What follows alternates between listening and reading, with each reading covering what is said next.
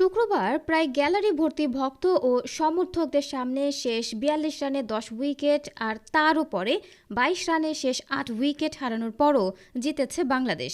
শেষ পরিণতি যাই হোক না কেন, জিম্বাবুয়ের বিপক্ষে শুক্রবারের ম্যাচে বাংলাদেশের একটা বড় স্বস্তি আছে, প্রাপ্তিও আছে কিছু। তার সবটুকুই ওপেনিং জুটি কেন্দ্রিক। বেশ কিছুদিন ধরে কাঁচ ভঙ্গুর হয়ে পড়া টাইগার ওপেনিং জুটি আজ জ্বলে উঠেছে। প্রথম উইকেটে রান ১০০ পেরিয়ে গেছে। অন্যদিকে যেখানে ৩৫ থেকে ৪২-৪৩ রানে এক বা দুই উইকেট পড়ে যায়, সেখানে শুক্রবার পাওয়ার প্লেতে নিকট অতীত ও সাম্প্রতিক সময়ের মধ্যে সর্বাধিক ৫৭ রান উঠেছে এবং দুই ওপেনার তানজিদ তামিম আর সৌম্য সরকারের ব্যাটে রানের দেখা পাওয়া। ফর্মের বাইরে থাকা লিটন দাসকে বাদ দিয়ে আজ একাদশে সৌম্য সরকার। আরেক বাঁহাতি তানজিদ তামিমের সঙ্গে সৌম্য সরকার এদিন ওপেন করতে নামেন এবং রান পেয়েছেন। শুরু দেখে মনে হচ্ছিল রান যা করার করবেন তানজিদ তামিম, কারণ পাওয়ার প্লের ৬ ওভার শেষে টিম বাংলাদেশের স্কোর ছিল বিনা উইকেটে ৫৭, যার ৮০% রান এসেছিল তানজিদ তামিমের ব্যাট থেকে।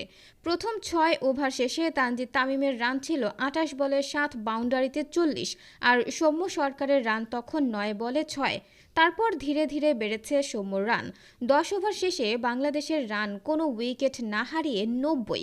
তানজিদ তামিম পৌঁছে গেছেন ৫০-এর ঘরে, আর সৌম্যর স্কোর তখন তামিমের অর্ধেক।